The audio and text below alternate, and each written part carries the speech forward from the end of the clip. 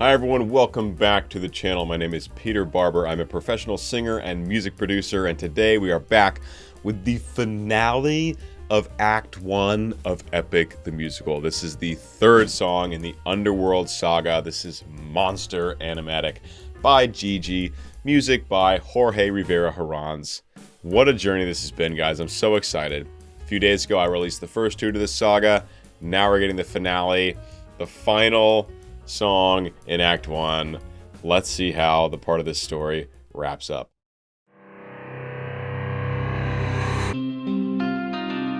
How has everything been turned against us?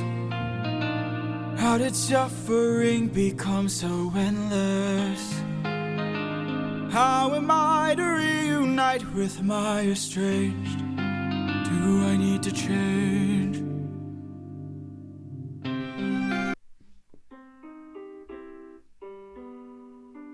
Okay, so we're in C minor, but we do get a major 5 chord, which is really, really cool in C minor. First of all, music nerds, what up? All right, so we immediately can think about Odysseus's mood because we get this light guitar. It does feel very pensive and internal, right? Cool. We get kind of this aggressive intro. Yeah, this like more like distorted guitar or like buzzy synth intro, but then it goes into this very light guitar that really does feel thoughtful. How has everything been turned against us? How did suffering become so endless? How am I to reunite with my estranged? Do I need to change? I love his vocal approach here. It really perfectly matches the vibe, I assume, that's being gone for. I mean, first of all, we're in C minor, okay, sad key, generally. And we have just this plucked guitar that just feels like thoughts kind of bouncing around. Tons of reverb, so the thoughts and delays, so the thoughts have a lot of space to go. They're like washing out. And he's got this really soft, breathy, intimate, thoughtful approach, aside from just a moment when he goes up into this belt range. You know, just a moment he gets up into that higher part of his range. And I actually want to see what he says when he does that, because that might be illuminating. With my estranged, how am I to reunite with my estranged? How am I to reunite is the word where he goes up into that more powerful singing. Really questioning, like, how do we make this work? How am I to reunite with my estranged? Do I need to change? I'm surrounded by the souls of those I've lost. I'm the only one whose line I haven't crossed. What if the greatest threat we'll find across the sea is me?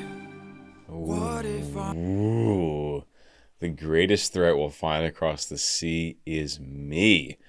Those I've lost, I'm the only one whose line I haven't crossed.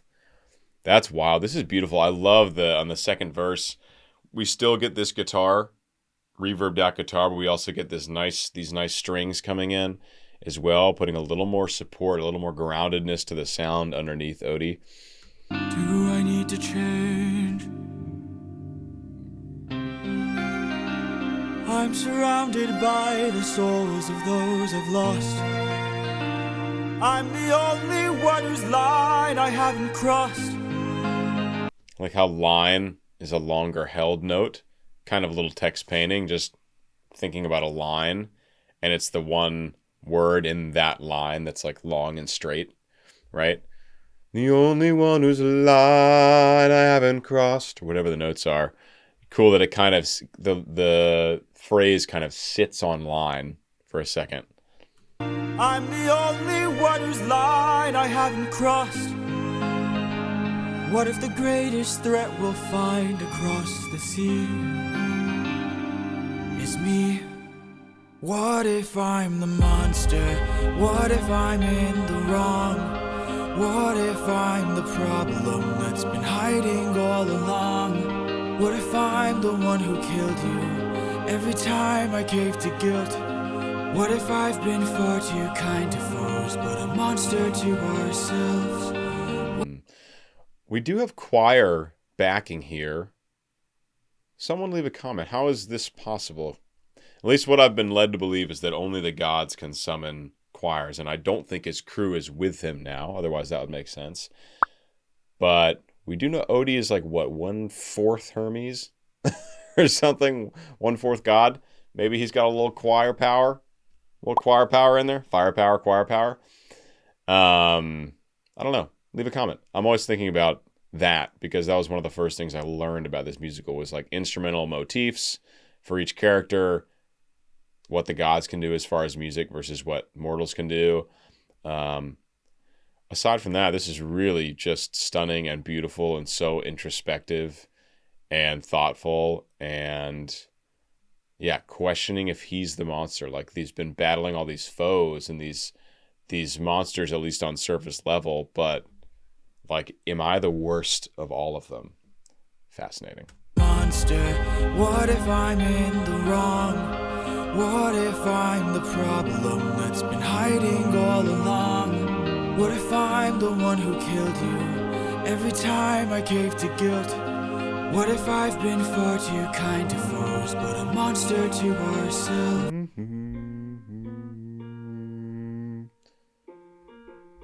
So he gets down to a low B flat, which is actually, that is towards the very bottom of Jay's comfortable chest range, the B flat. And you can feel it. It starts to get breathier, and he starts to lose resonance going down there. I mean, really a true tenor voice, and you really hear it when he's just belting these glorious high G's and high A flats and high B flats. It's like, yep, that's a very real tenor voice. So actually, pretty solid range given that he's still making pretty good sound down in that low B flat. I mean, that's low for tenor. What if I've been far too kind to foes, but a monster to ourselves? What if I'm the monster? Is the Cyclops struck with guilt when he kills? Is he up in the middle of the night? Or does he end my men to avenge his friend and then sleep knowing he has done him right? When the witch turns men to pigs to protect her nymphs, is she going insane? Or did she learn to be colder when she got older and now she saves them the pain? That's a really interesting thought to think about. Very healthy, by the way. We could use probably a lot more of this in the world. Trying to adopt the perspective of someone you kind of fundamentally disagree with, I think is extremely important to be able to do that. There's not a whole lot of that going on. There's a lot of hot button triggers for everyone, and there's not a whole lot of hearing information, letting it sit, and then reacting. There's a lot of just knee-jerk reacting to so many different things. So this is a really healthy message, I think. I mean, Odysseus is here thinking about people who and things who have like really fully wronged him and things he really disagrees with, but he's taking the time to think like, I wonder how they feel about what they do. Like, do they think they're right? Do they feel like they're right when they're doing things? Really, psychologically, this is a very interesting song. There's a lot of interesting psychology in this whole piece, but this one particularly is really sticking out to me. If I'm the monster, is the Cyclops struck with guilt when he kills? Is he up in the middle of the night? Or does he end my men to avenge his friend and then sleep knowing he has done him right? When the witch... So musically, we get these nice kick drums adding to the drive, it makes it feel like his thoughts are revving up, and we get a more consistent da-do-do-do-da-do-do-do-da-do-do-do-da-do in the guitar part. So both of those things adding motion. The choir, the backing choir, I believe is very similar, but those two things, we're getting the ball rolling. Meant to avenge his friend and then sleep knowing he has done him right. When the witch turns men to pigs to protect her nymphs, is she going insane? Or did she learn to be colder when she got older and now she saves them the pain? When a god comes down and makes a fleet drown, is he scared that he's doing something wrong? Or does he keep us in check so we must respect him and now no one dares to piss him off? Does a soldier use a wooden horse to kill sleeping Trojans cause he is vile? vile? Or does he throw away his remorse and save more lives with guile? If I became the monster. I just love this. This is so good.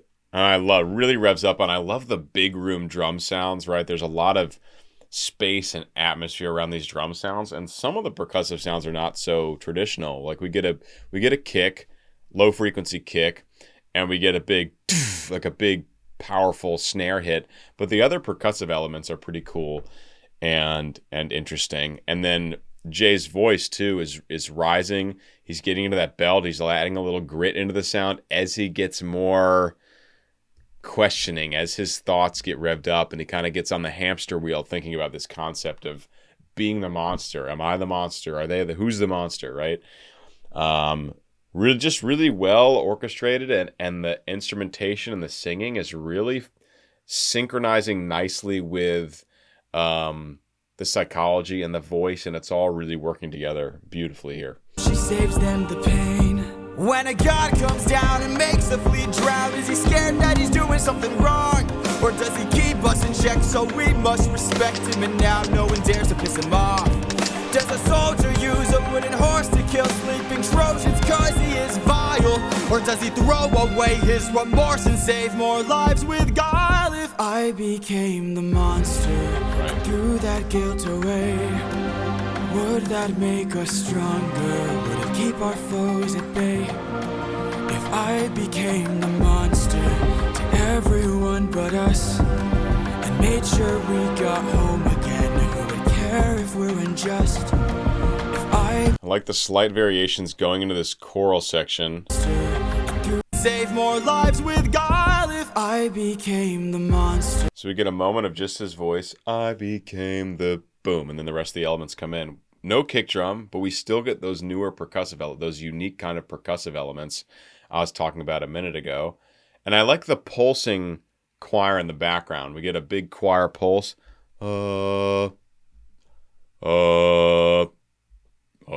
Whatever it is. And then it goes away. And so that creates intrigue, right? That creates a push and pull. And then I think the kick drum comes back in the second part of the chorus. So we get variation between sections of the chorus itself. Threw that guilt away, would that make us stronger? Would it keep our foes at bay? If I became the monster to everyone but us, and made sure we got home again, who would care if we're unjust? If I became the ruthlessness is mercy upon ourselves. And deep down I know this well.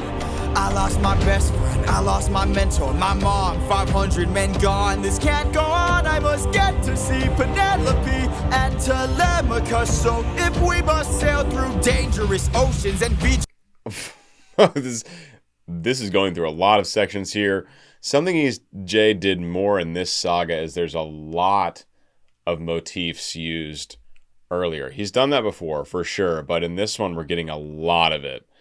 And I think in the Cersei saga as well.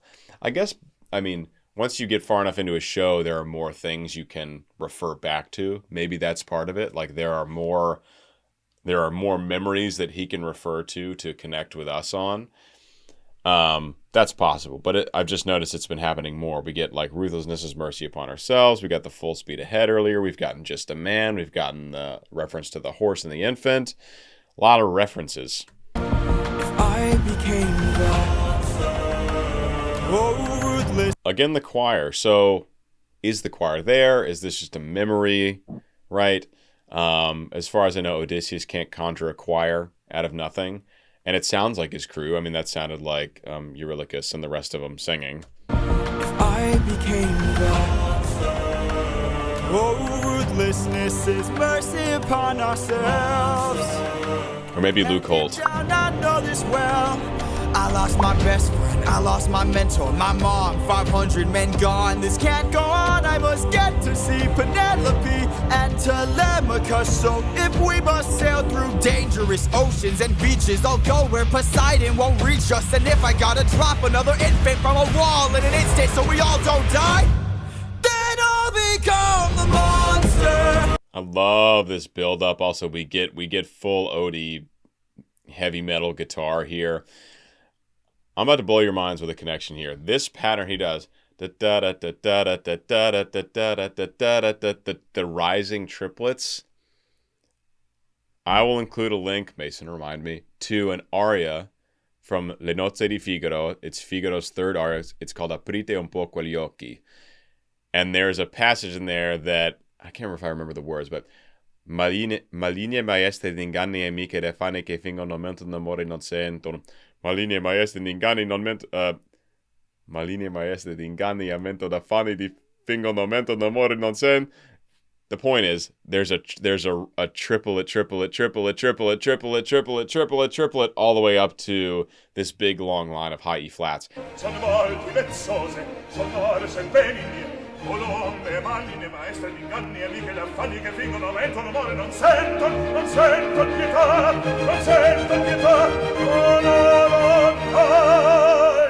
It is a fiendishly difficult aria for bass voice. I did Figaro about 5 years ago at University of Southern California. One of my favorite roles, but that aria is brutal. And I just want to make that connection for you guys you can hear pretty much this exact same motif. Now, if that's where Jay got inspired to write this part, that would be so shocking. And like, shout out to Jay for referencing a wonderful moment in opera. But if not, it's a really cool passage to hear done in this context, and it's cool to hear it in an operatic setting as well, if you guys are interested. So I'll include a link below. Again, Mason, remind me.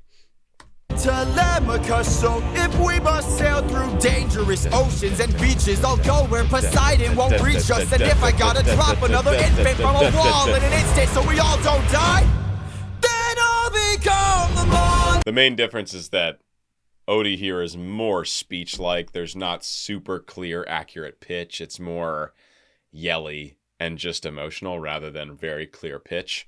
But all the same, that vibe, that motif, if there was written notation, it would probably look very similar. I don't know Jay's writing process. I don't know if he writes everything out with sheet music or just demos it. I don't know how he does it. If there's sheet music for this vocal line, I bet the two look quite similar. So just a connection from the musical theater world to my world of opera.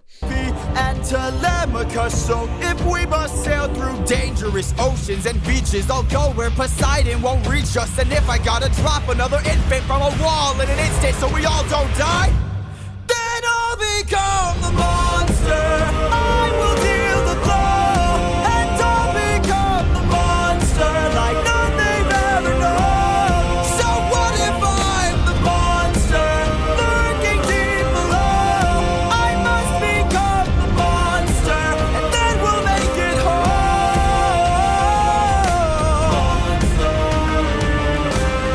Penelope, Telemachus, hopelessness is mercy upon ourselves. I'll become the monster.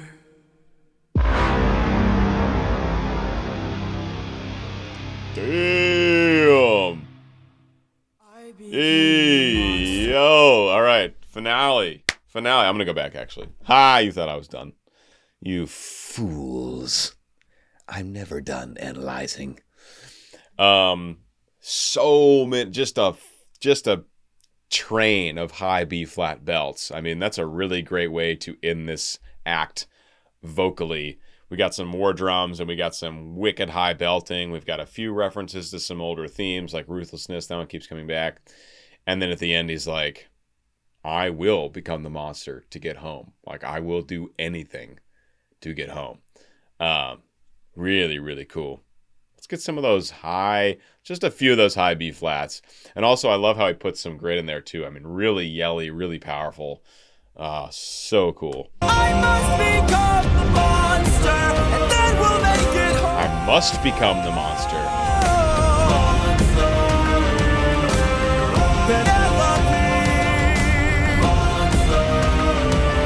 Telemachus,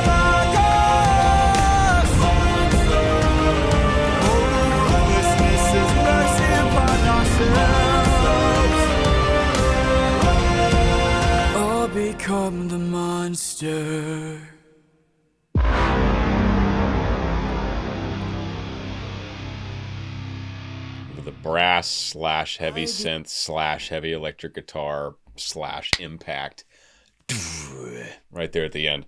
Yeah, big choir, big belting, big plot, big war drums. Really epic finish to Act 1 of Epic the Musical. Guys, that's it. I will probably throw together a supercut, inspired, of course, by Casper and Mortius, of all of my reactions and analyses of Act 1 back to back. In the meantime, because it'll be, you'll have to wait another, I don't know, probably a month till the next saga.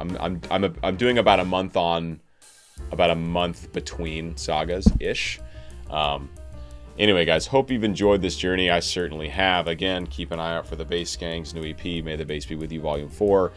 If I've enhanced your epic experience, please do consider supporting me on Patreon. It means the world, keeps the lights on, and gets you early access to epic content as well as a bunch of other benefits if you join. Yeah, guys, thanks for welcoming me into the community. I look forward to seeing you for the premieres for the next saga, all the way to the end of the show. All right, peace.